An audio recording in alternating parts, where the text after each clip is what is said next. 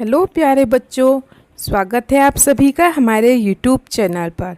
बेटा आज आपकी कक्षा 5 की हिंदी की क्लास होगी, हमारी क्लास नंबर 13।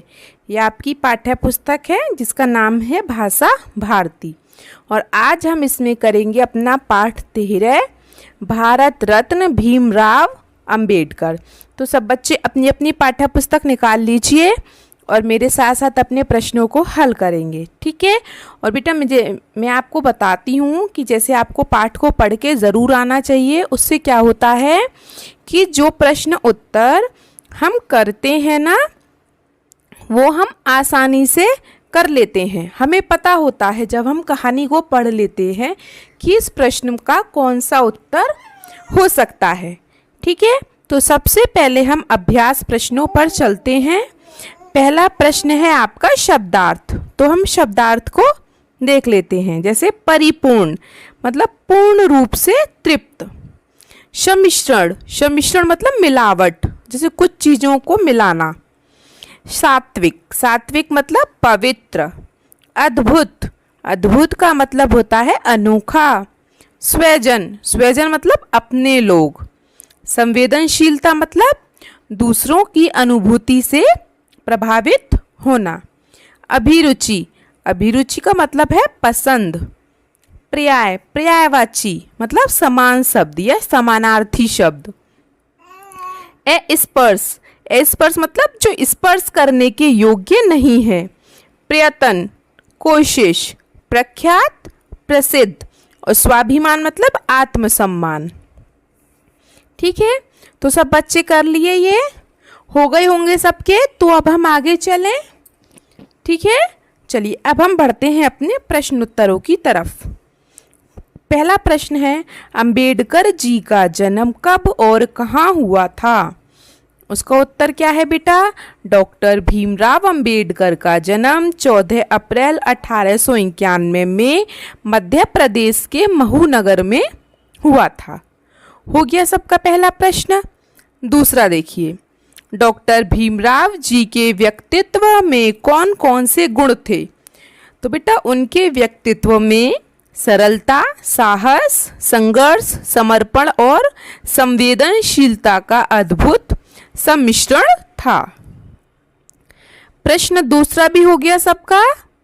तो चलिए अब हम प्रश्न 3 पर चलते हैं।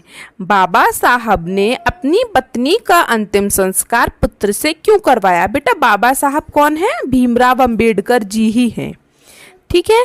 तो बाबा साहब ने अपनी पत्नी का अंतिम संस्कार अपने पुत्र से क्यों करवाया?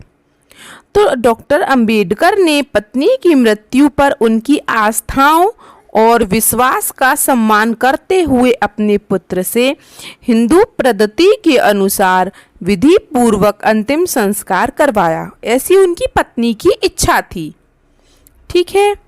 प्रश्न घ, चौथा प्रश्न देखिए, महिलाओं की सभा में अंबेडकर जी ने क्या कहा? तो बेटा उन्होंने कहा कि वे सब साफ सुथरी रहें। यदि पति या पुत्र शराब पीकर घर आते हैं तो उनके लिए घर के दरवाजे बंद कर दें और अपने बेटे बेटियों को उचित शिक्षा दें, ठीक है। चलिए अगले प्रश्न पर चलते हैं। स्वतंत्रता के बाद वे किस विभाग के मंत्री बने? तो बेटा स्वतंत्रता के बाद वे देश के प्रथम विधि विभाग के मंत्री बने। ध्यान रखना कौन से विभाग के मंत्री थे? विधि विभाग के। तो ये पांचों प्रश्न सबके हो गए। अब हम आगे चलें। वेरी गुड, चलिए आगे चलते हैं प्रश्न 6 पर। डॉक्टर अंबेडकर को किस कार्य के लिए भारत के सर्वोच्च सम्मान भारत रत्न से सम्मानित किया गया? तो बेटा उन्होंने क्या, हमारे भारत का जो संविधान है वो बनाया था, ठीक है। इसलिए उन्हें भारत रत्न से सम्मानित किया गया, ठीक है। डॉक्टर अंबेडकर को स्वतंत्र भारत के संविधान को बनाने के लिए भारत के सर्वोच्च सम्मान भारत रत्न से सम्मानित किया गया। अगला प्रश्न देखते हैं। सतारा स्टेशन पर जाते समय वे तांगे से नीचे क्यों उतर गए? बेटा यहाँ पे मिसप्रिंट हो गया, ये तांगा है, ठीक है, तांगे।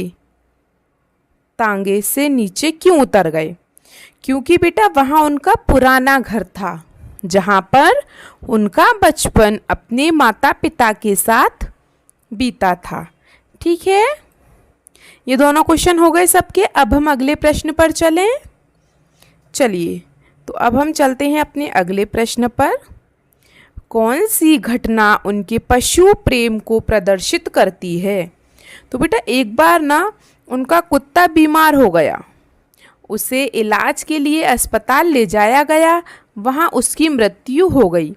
यह खबर सुनकर वह ऐसे रोने लगे जैसे कोई अपने स्वजन की मृत्यु पर रोता है। मतलब जैसे कोई अपना मर जाए उसकी मृत्यु पर रोता है। ठीक है, तो उन्हें पशुओं से भी बहुत प्रेम था।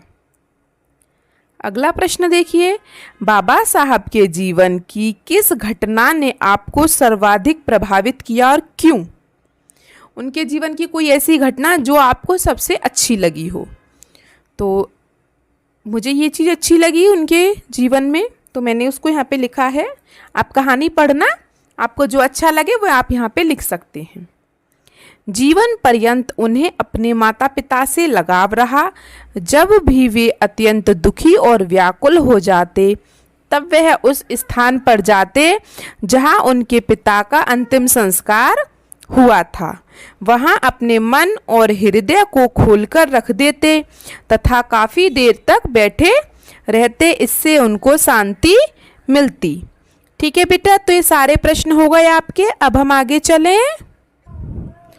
चलिए बेटा, अब हम अगले प्रश्न पर चलते हैं। पाठ के आधार पर सही जोड़ी बनाइए। माता कौन है बेटा? भीमाबाई। पिता कौन है? रामजी सकपाल। पत्नी कौन थी उनकी? रमाबाई। और बाबा साहेब कौन है? स्वयं भीमराव अंबेडकर। ठीक है, हो गए सबके। तो अब हम भाषा अध्ययन पर चलते हैं। प्रश्न 1, हमें बेटा इनका क्या करना है? शुद्ध उच्चारण करना है और वाक्य में प्रयोग। तो चलिए करते हैं हम इनके वाक्य में प्रयोग। देखिए ये रहे चारों। पहला क्या है आपका? परिपूर्ण। हमारा घर धन धान्य से परिपूर्ण है। सात्विक, थोड़ा छोटा कर देती हूँ इसको। सात्विक, सात्विक भोजन मन और शरीर को शांत रखता है। तीसरा है समर्पण। गुरु के प्रति समर्पण से ही शिष्य महान बनता है। अगला देखिए, अस्पृश्य।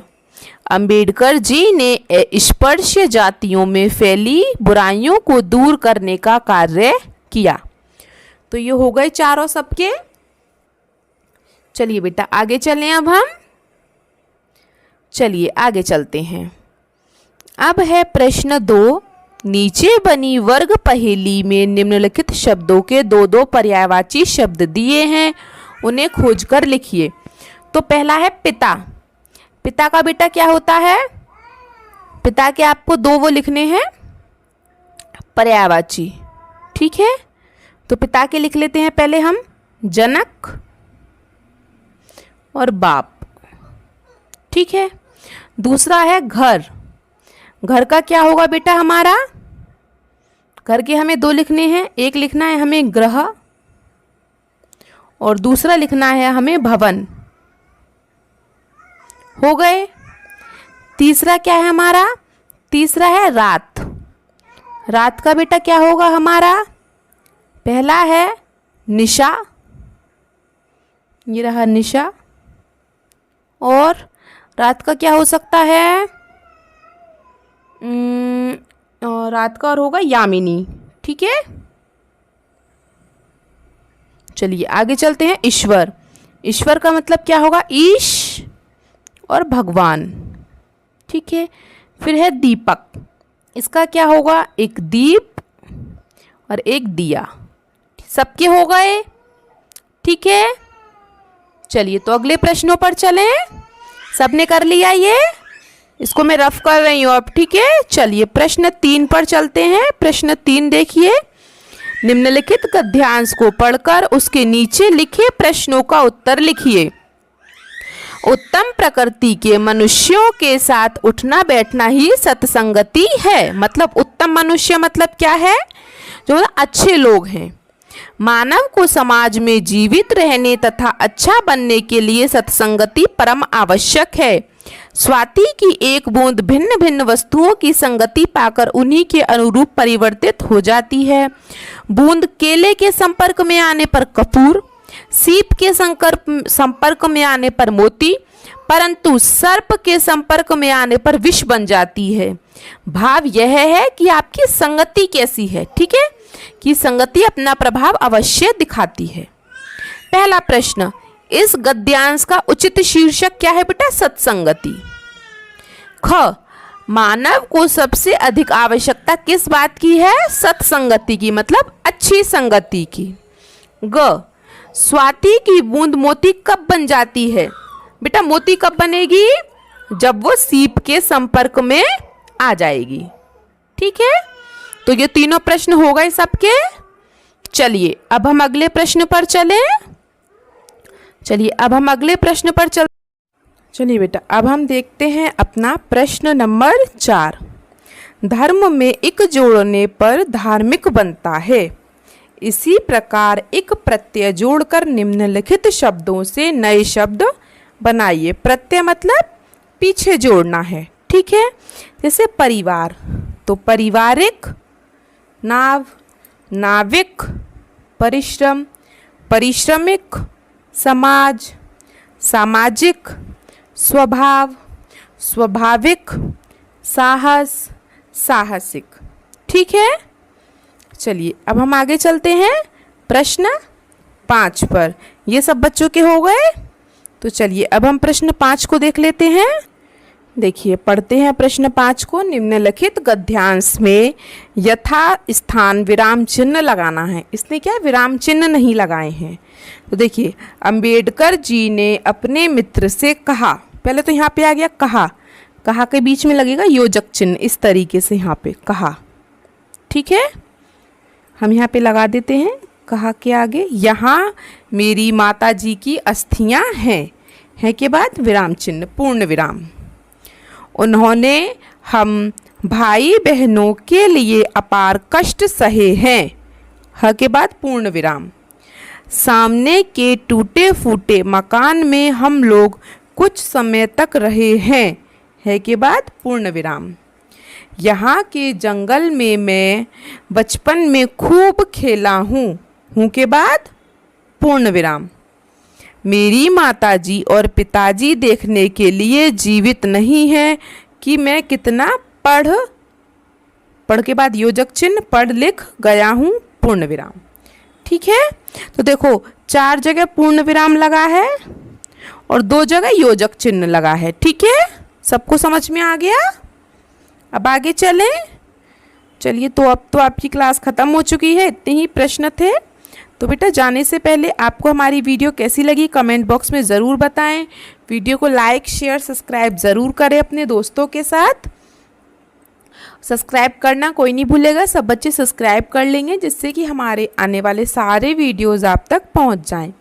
और बेटा एक बात और, आपने देखा होगा कमेंट बॉक्स को जब आप ऐसे स्क्रॉल करोगे, मतलब जब ऐसे इस साइड टच करके इस साइड करोगे कमेंट बॉक्स को, तो वहाँ पे लिखा आता है हाइप, तो वो हाइप ज़रूर कर दें।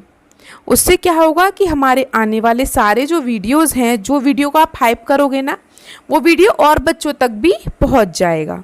ठीक है, तो वीडियो को हाइप ज़रूर कर दें। चलिए मिलते हैं आपसे अगली क्लास में, तब तक के लिए आपका दिन शुभ हो। Have a nice day and thank you.